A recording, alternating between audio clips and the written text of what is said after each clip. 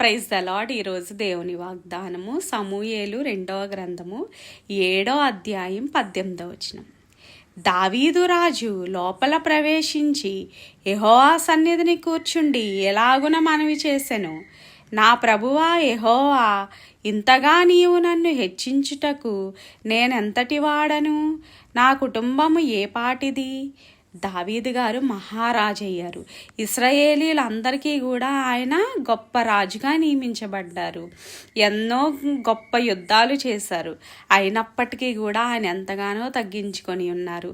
దేవుని ఎదుట ఆయన ఎంతగా తగ్గించుకున్నారంటే ఆయన ఈ విధంగా అంటున్నారు, ప్రవ్వా, నన్ను ఎంతగా హెచ్చించుటకు నేను ఏ పాటి వాడను, నా కుటుంబం ఏ పాటిది అంటున్నారు. గొర్రెలు కాపరిగా ఆయన ప్రారంభంలో గొర్రెలు కాచుకునే ఆయన, గొర్రెలు కాపరిగా బ్రతికిన ఆయన్ని దేవుడు మహాసింహాసనం పైన కూర్చుండబెట్టారు అని అంటే దాని అంతటికీ కారణం ఆయన వినయం, విధేయత, తగ్గింపుతనము.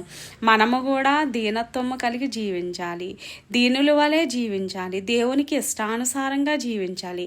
గర్వం లేకుండా, గర్వం ప్రదర్శించకుండా దేవుని యందు వినయ విధేయతలు కలిగి జీవించినట్లయితే దావీదును ఆశీర్వదించిన దేవుడు, దావీదును గనపరిచిన దేవుడు, దావీదును హెచ్చించిన దేవుడు మనల్ని కూడా హెచ్చిస్తాడు, మనల్ని కూడా గనపరుస్తాడు. కాబట్టి మనందరము కూడా తగ్గించుకొని బ్రతకడానికి, గర్వం లేకుండా సమాధానంగాను మనం జీవించడానికి ప్రభువైన యేసుక్రీస్తుని మనందరికీ కూడా ఆయన కృప చూపునుగాక.